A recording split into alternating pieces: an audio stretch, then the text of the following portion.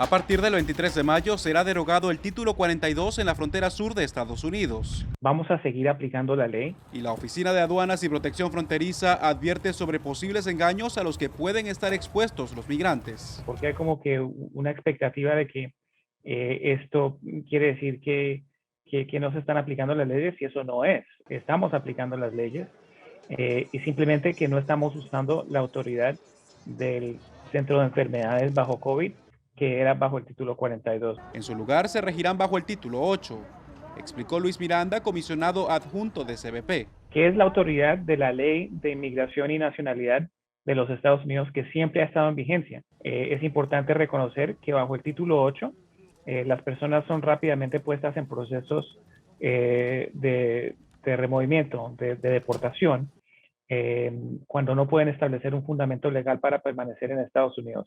Es decir, que a partir del 23 de mayo los migrantes podrán solicitar asilo de manera regular en un puesto fronterizo. Pero el asilo, para ser muy claro, no aplica para las personas huyendo por razones económicas. Según las leyes estadounidenses, tiene el derecho de solicitar protección aquel que haya sufrido o tema sufrir persecución, basada en su raza, religión, nacionalidad, opinión política o por su membresía en un grupo social determinado. Las leyes de los Estados Unidos, cuando se violan, cuando se trata de entrar ilegalmente, también previene que la gente después se pueda acoger a un proceso legal de inmigración. Bajo el debido proceso, los migrantes son detenidos y entrevistados por un oficial de asilo, que determina la permanencia o deportación del extranjero. Jorge Agobián, Voz de América, Washington.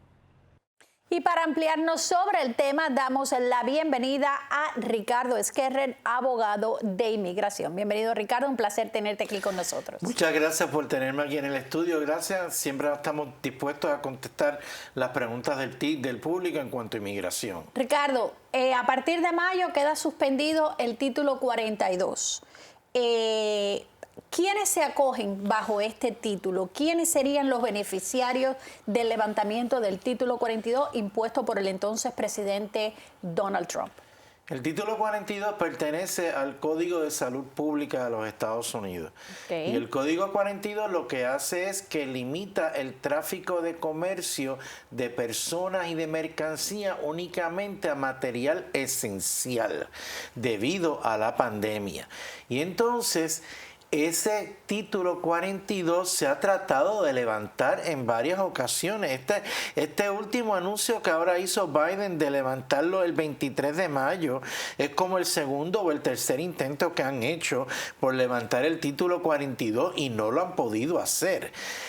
El título 42 lo quieren levantar porque el problema es que eso está limitando más el flujo de comercio y de mercancía a través de la frontera. El título 8 siempre ha estado en vigor. El título 8 aplica a todo el que entra aquí ilegalmente, que está expuesto a ser deportado, y eso tiene que seguir siendo implementado. Pero cuando se puso el 42, ¿se suspendió el título 8 o se estaban poniendo los dos a la misma vez? Los dos a la misma vez. O sea, el título 42 fue una imposición adicional, una restricción adicional. Por la pandemia. Por la pandemia, por cuestiones de salud pública. El título 8 es del Código de Inmigración que reglamenta la entrada ilegal que siempre ha estado en vigor. Y van a seguir deportando a gente, y yo honestamente creo que el 23 de mayo yo no creo que vayan a levantar esto del título 42 a menos que la inflación continúe, que la economía no mejore y por razones eleccionarias. ¿Y por qué tú crees que no lo vayan a suspender? Por razones políticas, porque definitivamente no creo que haya el ánimo político para que todavía la gente se sienta lo suficientemente segura en un año eleccionario para levantar el título 42. Pero al mismo tiempo está la presión económica, porque es que el título 42 está limitando el flujo de mercancía y de personas, y está esa presión de la inflación y de la escasez económica, de la escasez de materiales que hay, que es lo que está causando la inflación. La escasez de insumos, ¿no? Que lo estamos viendo cuando vamos a los supermercados, cuando vamos a las gasolineras, cuando vamos a hacer nuestras compras. Y el eliminar el título 42, la implementación del título 42 aliviaría eso. Y esa es la presión, esa es la encrucijada que tiene la administración de Biden. Vamos a ver qué pasa ahora cuando lleguemos a mayo 23, porque puede que lo sigan implementando después de mayo 23. Esto va a acabar en litigio en los tribunales también. Los estados de Texas y de los estados fronterizos que son republicanos están en contra de que se levante la imposición del título 42 y ya dijeron que van a demandar en corte también si Biden trata de levantar ese título 42. O sea que esto va para largo. Pero como bien dices, sería un precio político muy alto a pagar para los demócratas si levantan el título 42 como dices tú, con elecciones en puertas. Es una decisión bien difícil. Porque los republicanos utilizarían eso, ¿no? Por un lado está la presión económica y por otro lado está la presión política, ¿tú me entiendes?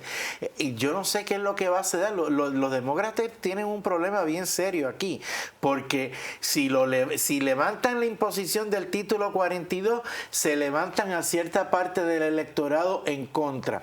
Y si lo mantienen en vigor, se empeora la economía y entonces les votan en contra también. Para los demócratas, it's a no-win situation.